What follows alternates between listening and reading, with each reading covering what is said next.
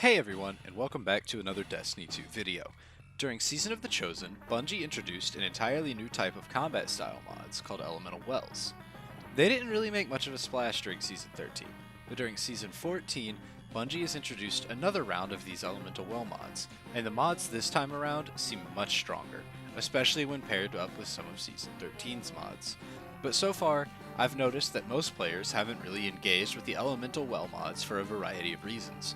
Part of this seems to be that most players haven't really had a reason to experiment with them, since things like a Charge with Light or a Warmind Cell build are just much stronger last season and this season. However, these newer mods seem to be quite a bit more powerful, and things like Charge with Light and Warmind Cells already seem like they're in the pipeline for potential nerfs in the future. So today, I'm going to go over some of the new Elemental Well mods, as well as some build potential for each of these mods that I think is worth highlighting. Before we begin, if you like this video, a like and subscribe on this channel is always appreciated, and if you want to see any of my live streaming of Destiny 2, check out my Twitch channel, which is also going to be linked in the description down below, where I stream every weekly reset, as well as a few more times throughout the week. Let's get started with a quick refresher on what Elemental Well mods actually do. At the most basic level, there are currently two types of Elemental Well mods: mods that generate Elemental Wells, and mods that activate by picking up the Elemental Wells. When picking up any Elemental Well, regardless of the element, and whether or not you have any mods equipped, you will regain ability energy. You gain some ability energy for all three of your abilities if the well that you picked up matched your subclass element, and you'll gain energy for the lowest energy ability if that well did not match your subclass element. You can equip other mods to further buff the effects given to you by these Elemental Wells, such as the mod Font of Wisdom, which gives you increased intellect for a short duration after picking up an Elemental Well, and Elemental Charge, which gives you a Charge of Light stack for picking up an Elemental Well. As for the new Elemental Well mods from Season 14's Splicer servitor, they feature the elemental polarities present on many of the past seasonal mods. I'll detail each of them, as well as some build potential that I think each of these bring. I'll start with the Solar Polarity mods, Explosive Wellmaker and Well of Life, since I think these are among the best mods we've received this season.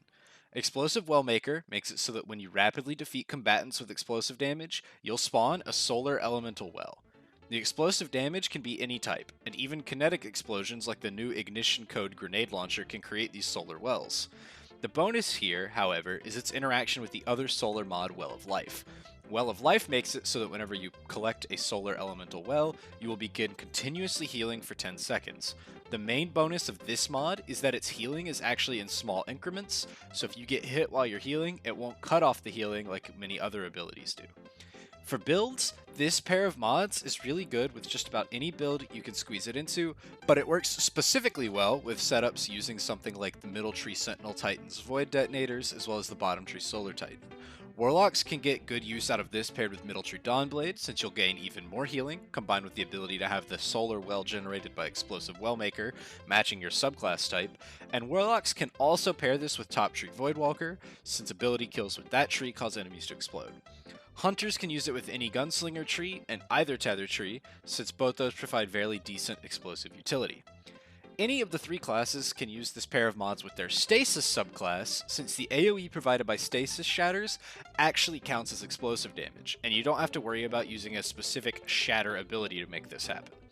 This mod combo also works with the incredibly powerful Warmind Cell builds, and is part of what I use with the currently popular Firewalker build for Titans using Sunshot. Looking now at the Void mods, we have the two mods Reaping Wellmaker and Well of Tenacity. Reaping Wellmaker is a mod that allows you to generate a Void Elemental Well with your first weapon kill after using your class ability.